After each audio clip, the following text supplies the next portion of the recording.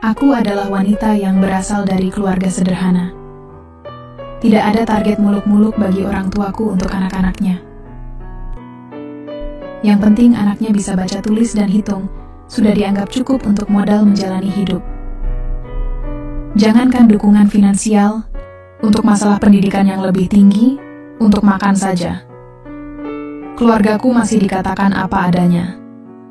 Cara berpikir, orang tua, kerja apa saja, yang penting bisa bertahan hidup untuk saat ini.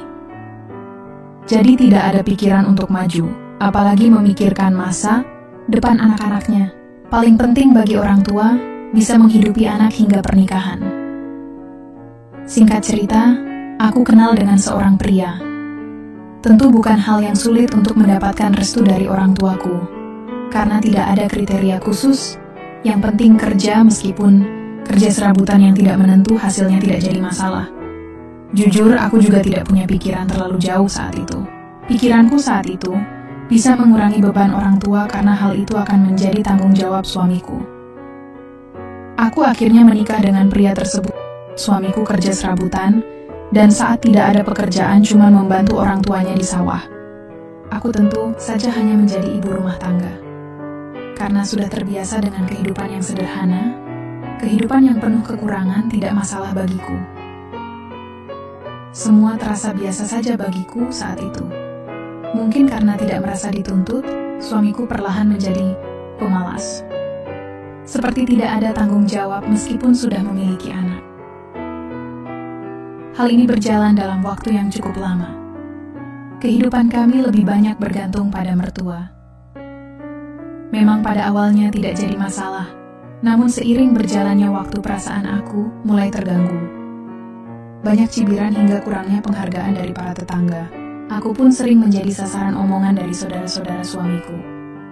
Mulai terasa kebutuhan semakin banyak. Dari anak yang mulai sekolah hingga kebutuhan-kebutuhan lain seperti terus menuntut untuk dipenuhi. Dengan keadaan itu, tentu saja aku punya pikiran untuk bekerja sendiri. Ya, bekerja serabutan dengan hasil yang tidak terlalu banyak. Membantu tetangga jualan, cuci-cuci, hingga kadang menjadi buruh tani ketika musim tanam tiba. Semua itu aku lakukan dan justru suami semakin malas.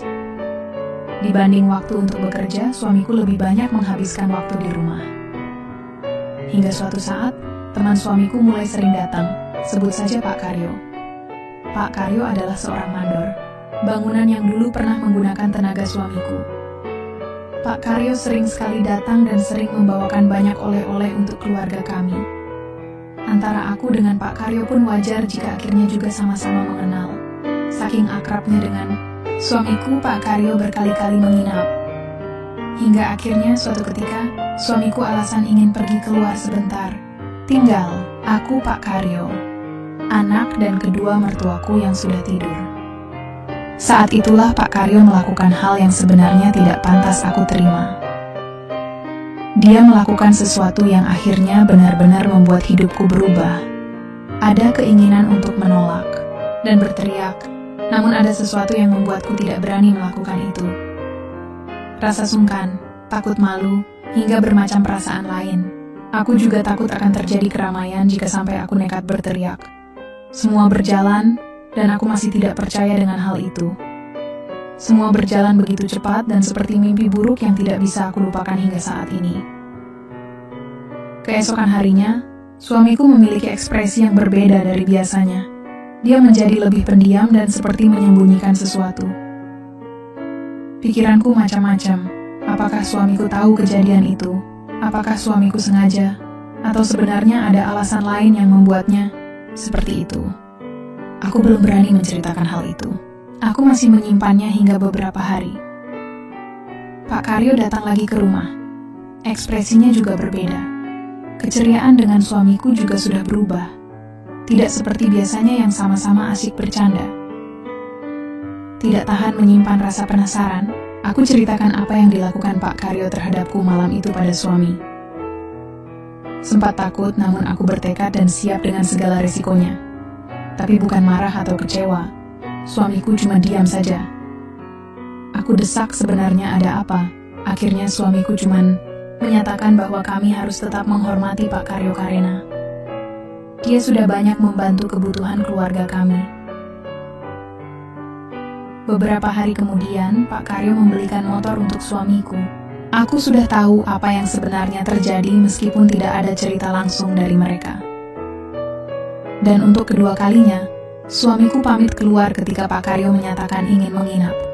Seperti mempersilahkan, suamiku menatapku tanpa kata-kata, seolah pasrah dan berusaha memberitahu tugasku untuk melayani Pak Karyo. Aku jujur serba salah, namun juga tidak kuasa untuk melawan. Sungkan, takut, dan perasaan lain masih aku rasakan. Tapi andai saja tidak hutang budi, mungkin aku tidak ingin begini akhirnya. Sejak saat itu, kejadian seperti itu menjadi kebiasaan. Namun sepertinya suamiku mendapatkan imbalan setiap harinya. Semua kebutuhan terpenuhi, dan aku tidak lagi diperbolehkan bekerja. Justru aku diberi suamiku uang untuk mempercantik diri. Semakin lama tidak memandang waktu, siang pun semua itu harus terjadi. Dan setiap Pak Karyo datang, suami pasti pergi keluar. Mertuaku mungkin karena terlalu tua tidak begitu menyadari apa yang terjadi. Namun aku yakin tetangga perlahan pasti mengetahuinya. Tapi semakin lama, aku juga tidak peduli lagi dengan semua itu. Aku justru merasa menemukan hidup yang penuh dengan kemudahan. Tidak ada rasa khawatir terhadap masa depan anak dan kebutuhan. Juga ada uang jatah untuk perawatan diri. Tapi meskipun begitu, kadang ada rasa berdosa dengan suami. Apakah dia tersakiti? Apakah dia merasa cemburu? Atau dia juga menikmati keadaan ini? Cukup santai dan kebutuhan tercukupi. Tidak perlu lagi harus susah payah. Motor pun sekarang punya. Jujur saja aku seperti tidak punya pilihan. Pernah suatu ketika aku ingin jadi TKW di luar negeri, tapi suami justru marah dan menuntut aku untuk tetap di rumah. Aku bingung harus bagaimana. Yang jelas ada keinginan untuk keluar dari keadaan ini. Tapi aku sendiri bingung harus melakukan apa untuk mengatasinya. Yang jelas Pak Karyo sudah begitu, luar biasa.